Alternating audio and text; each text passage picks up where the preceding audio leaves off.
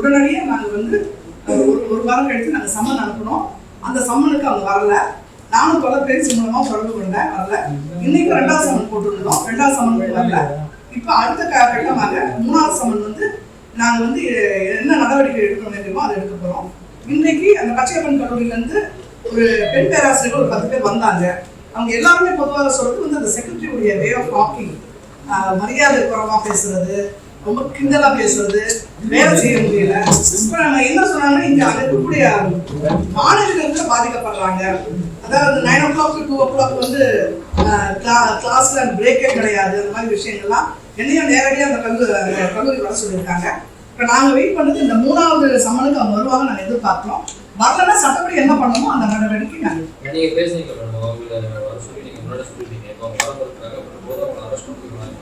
இல்லை. யூஸ்வலாக முதல் சம்மனுக்கு அப்படி பண்ண மாட்டோம். இந்த 3வது சம்மனுக்கு நம்ம போலீஸ் கிட்ட சொல்லி அவங்க ப்ரொடியூஸ் பண்ண சொல்லுவோம். அதுதான் இன்னைக்கு டெப்டி கமிஷனர் கிட்ட வந்து நாங்கள் இங்கே ஒரு மெயிலாக அனுப்புகிறோம், ரெஜிஸ்டர் போஸ்ட் அனுப்பிச்சு வேலைக்கிழமை அன்னைக்கு அவங்க 2 பேரும் செக்ரட்டரி பிரின்சிபல் வர சொல்லியிருக்கோம். வருவாங்கன்னு எதிர்பார்க்குறேன். ஏன்னா ஒரு ஆணையம் வந்து ஒரு சம்மன் கொடுக்கும்போது பார்ஷியல் ஜுடிஷியல் அதுக்கு மதித்து அவங்க படித்தவங்க மதித்து வந்துருக்கணும். ஏன்னா அந்த அம்மா வந்து இப்போ சஸ்பெண்ட் வேறு பண்ணியிருக்காங்க. அதனால தான் அவங்க பேட்டி கூட அவங்க வந்து பேட்டிக்கு கொடுத்தாங்கன்னு சொல்லிட்டு கோட் ஆஃப் கான்டாக்ட் சொல்லிட்டு அவங்க சஸ்பெண்ட் பண்ணியிருக்காங்க. இது வந்து நம்ம ஆசிரியர்கள் எல்லாமே ரொம்ப மன வருத்தத்தோடு தான் சொன்னாங்க. அதனால உரிய நடவடிக்கை கண்டிப்பாக நாங்கள் எடுப்போம். தொடர்ந்து பார்த்தா உங்களுக்கு தெரியும், எல்லாரும் வந்து மீடியாவில் சரியாக தொடர்பான சில செய்திகள் மகளிர் ஆணையம் நாங்கள் பொறுப்பேற்றது வந்து தொடர்ந்து வந்து நிறைய விஷயங்கள் முன்கொண்டுறோம், நிறைய விழிப்புணர்வுகளை கொண்டு செயல்படுறாங்க. இந்த பச்சையப்பன் கல்லூரி இது மட்டுமாமா இல்லை அந்த குரூப் ஆஃப் இன்ஸ்டிடியூஷன்ஸ்ல இந்த பிரச்சனைகள் இருக்காங்க? அவங்க ஒரு 4-5 காலேஜ் கல்லூரி செக்ரட்டரி இல்லை, கண்டிப்பா ஒரு செக்ரட்டரி தான் இருப்பாங்க. எல்லா கல்லூரி, செல்லம்மா கல்லூரி, காஞ்சிபுரம் கல்லூரி எல்லாம்.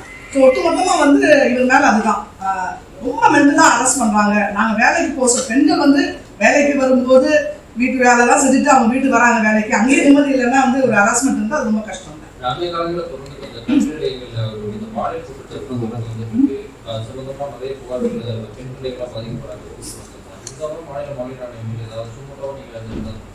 ஆக்சுவலாங்க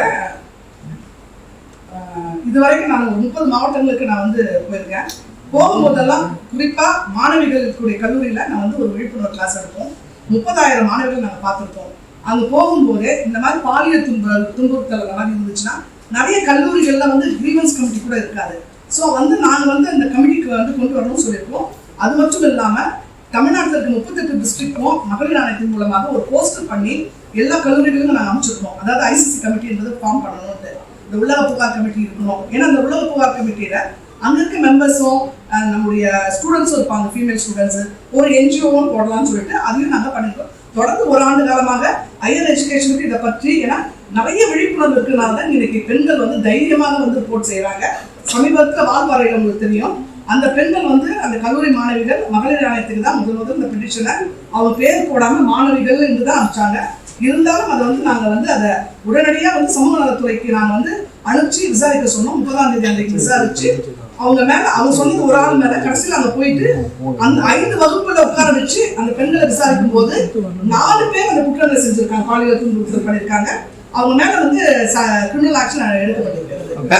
இப்போ என்னென்ன அவேர்னஸ்னால இப்போ நிறைய பேர் வந்து ரிப்போர்ட் பண்ணுறாங்க. பேராசிரியர்கள் தரப்புல ஏதாவது ஆதாரமா ஏதாவது கொடுத்துருக்காங்க? வாய்மொழி புகார், எழுத்துப்பூர்வ புகாரை தவிர ஆதாரம் ஏதாவது கொடுத்துருக்காங்க? இல்லை, இந்த செக்ரட்டரியை பற்றி அவங்க அசோசியேஷன் வந்தாங்க. இந்த செக்ரட்டரியை பற்றி நிறைய புகார் கொடுத்தது எனக்கு ஒரு ஃபைலில் போட்டு கொடுத்துருக்காங்க. இந்த மாதிரி வந்து மென்டல் டார்ச்சர் அந்த மாதிரி கொடுக்குறாங்க, ரிட்டனாக கொடுத்துருக்காங்க. ஆமாம், அது அந்த ஃபைல் ஒன்று இருக்குது, அதுவும் கொடுத்துருக்காங்க. பட் அவங்களால எதுவும் வீடியோலாம் எடுக்க முடியாது. ஒரு பேராசிரியர் பேசும்போது வீடியோ எடுக்க முடியாது. பட் ஒரு ஆள் இருந்தாலும் பரவாயில்ல, எல்லாருமே அந்த அன்சாலிமெண்ட் வேர்ட் பேசுறாரு.